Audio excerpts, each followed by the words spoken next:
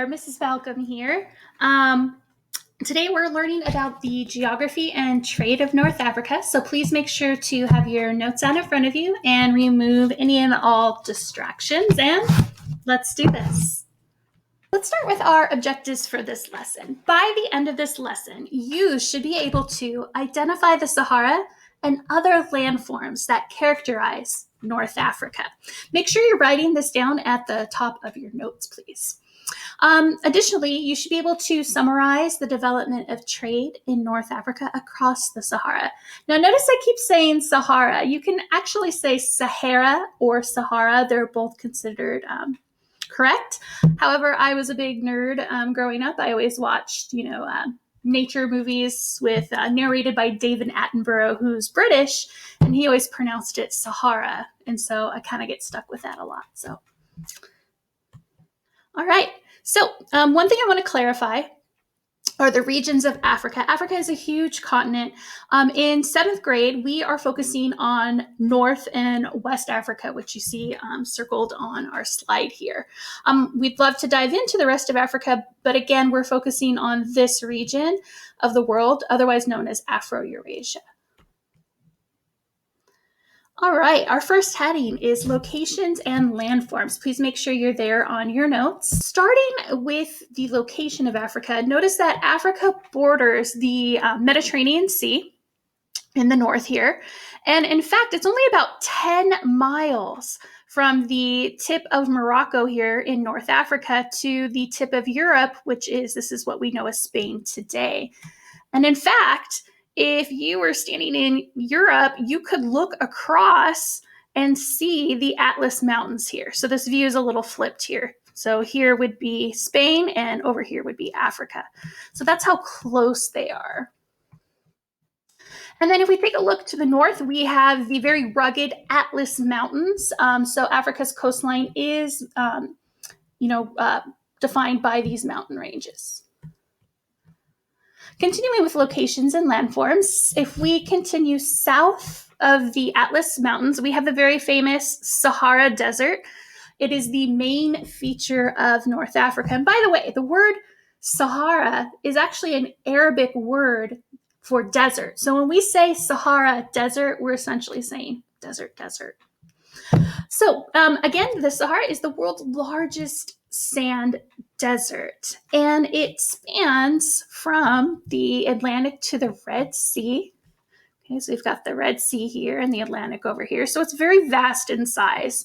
And just to give us a sense of how large that is, if we were to superimpose the United States on top of the Sahara Desert, notice that the Sahara is larger than the entire United States. We're talking 3,000 miles across, 3.5 million square miles total size.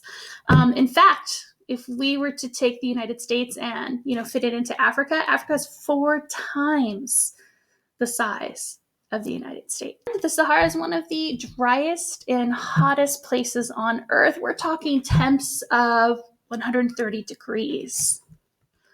So very extreme environment. All right, in the Sahara Desert, you'll notice that we have 2 mountains. We have the Agar and Tibetsi Mountains, which are, again, located in the interior of the Sahara. And for thousands of years, they were pretty much impossible to cross. And so the result is the cultures of the people who lived in North Africa, north of the Sahara, were very separate from the rest of the continent of Africa. In the north, they were much more affected by Southwestern Asian and Arabian cultures. All right, our next topic is desertification and migration. Now, 300 million years ago, the Sahara Desert looked very different than as we know it. It was actually once an ocean full of fish and whales. And we know this due to the fossil evidence that anthropologists have discovered in rock paintings as well. Now, what happened is over time, climate change drained the sea. Okay, so it got really, really warm. And it turned into this green tropical grassland called a savanna. And when you think of savanna, think of the Lion King. Okay, the setting of the Lion King is the African savanna. And so people farmed and herded cattle.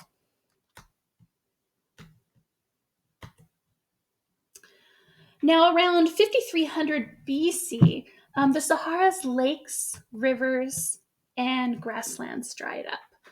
Rain became very scarce.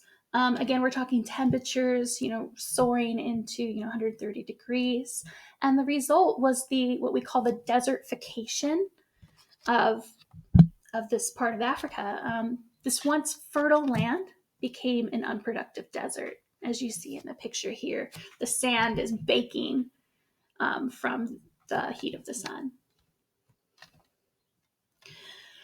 So people and animals began to migrate to places that had more water. So they, traveled north, they traveled south, they went as far east as the Nile. We know that civilization as Egypt, which you probably studied last year in 6th grade.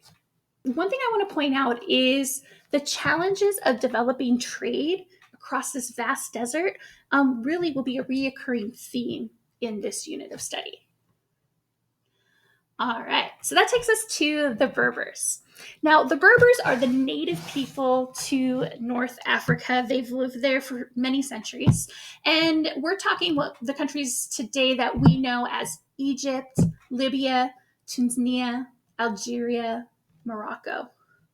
And the early Berbers, some of them farmed or herded cattle, and others lived as desert nomads, meaning a nomad is a person that moves from place to place with the seasons. So they don't stay in any one place too long. Some also lived up in the mountains or were mountain dwellers. And despite these very different lifestyles, the Berbers shared a very unique culture, a culture that actually still continues today.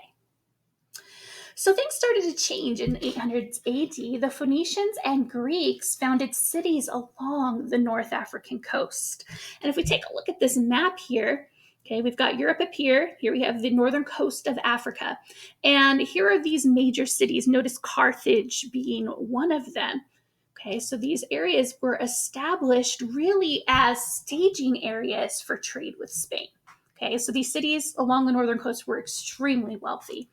And the Berbers really played a key role in this trade with North Africa. So the Berbers were the people who crossed the Sahara. They would transport enslaved people, goods like salt, semi-precious stones to the Mediterranean world. And in return, they received food, clothing, horses, weapons, and goods. Now, this journey was very difficult. Okay, we're talking a very dangerous trip crossing the Sahara Desert. However, things started to change in around 300 AD. The Romans introduced a new animal to this part of the world, the camel. And the camels completely revolutionized Trans-Saharan trade. And at this time, people could now cross the Sahara Desert much faster, much easier, because camels are perfectly adapted to the desert lifestyle. If you take a look at the graphic, you can even pause this if you want. If you take a look at the graphic on the right, their long eyelashes, their nostrils that can close during sandstorms, their thick feet, okay, that can take the heat of the hot desert sand. And of course, we all know about the camel's hump is actually filled with fat. And that allowed the camels to store more water so they could travel longer distances in shorter amount of time than, let's say, horses. And they needed very little food and water. So again, very important. You might want to highlight that in your notes. 300 AD, introduction of the camels, revolutionized Trans-Saharan trade, made it possible. Now, to make this journey, merchants found safety in numbers. It's much safer to travel with a large group of people than it would be by yourself. And so we call these large groups of travelers, of merchants, caravans or camel caravans. So we're talking camel caravans of, hundreds to thousands of camels. And they were led by these Berber guides who were paid very handsomely. And keep in mind, this is their territory. This is their homeland. They knew the way. And they would set off from these North African cities and they would head into the Sahara. Now, they did travel during the cooler months, we're talking winter months, and at night. Try to avoid the blazing desert sun. Caravans would travel across the Sahara and be sustained by what are called an oasis. And we're not talking about the band Oasis. Get out of here, Gallagher Brothers. You can argue somewhere else. 90s band reference, by the way. We're talking about an underground water source in the desert, as we see pictured here. And so they would travel from oasis to oasis. An oasis was almost like a pit stop. Like if you're going on, a long journey with your family, let's say, a car ride that, takes many days. You would stop at, a gas station to refuel and get snacks and such. Well, that's essentially the purpose or the function that an oasis would serve for Trans-Saharan travelers. And here they would exchange goods with other merchants, and then they would travel to the next oasis and so on across the desert. And so what this did is it established trade routes that connected North and what we would call West Africa here. Okay, so whenever we say North Africa, we're talking up here. Whenever we say West Africa, we're talking about this region over here by the Niger River.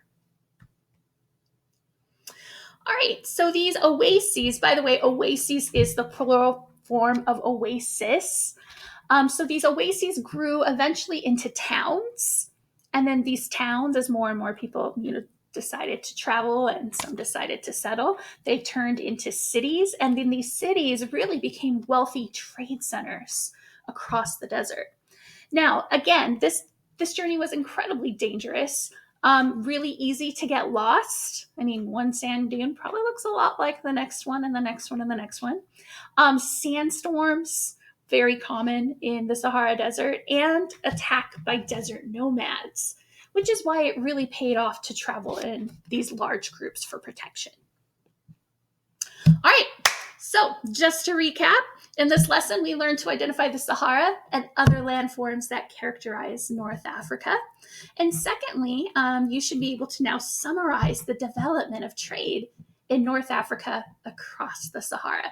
Remember, you can always go back, rewatch the video if any of these points were confusing to you. And on our next lesson, we will be taking a closer look at this Trans-Saharan trade and the trading of what we know as today's salt, sodium, and gold, and how valuable those items and resources were to Africa.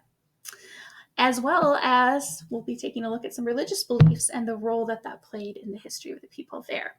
So until our next adventure, I will see you soon.